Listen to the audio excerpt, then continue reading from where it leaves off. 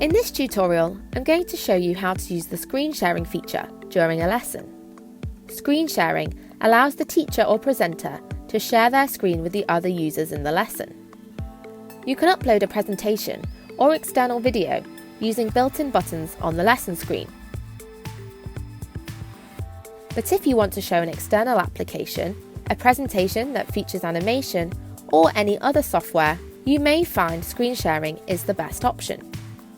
Of course, be mindful when screen sharing with pupils that they will be able to view whatever appears on your screen, so make sure you've thought about what you're going to share. As we have mentioned in previous tutorials, make sure you're running your lesson using either Chrome, Firefox, or Edge browsers.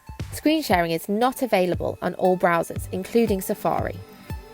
Screen sharing is controlled using the screen image at the bottom of your lesson screen.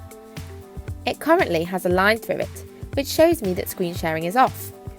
To enable screen sharing, I need to click the button, and then I'm given several screen sharing options.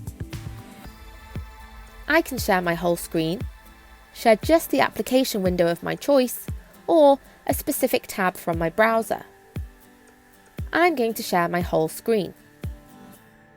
Make sure you have screen sharing, or screen recording as it may be called on your computer, turned on for the browser you are using in your computer settings.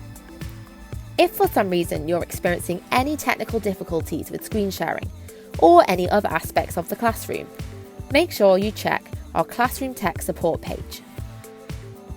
Your screen will then appear in the presentation area and will be visible to all the pupils in your lesson.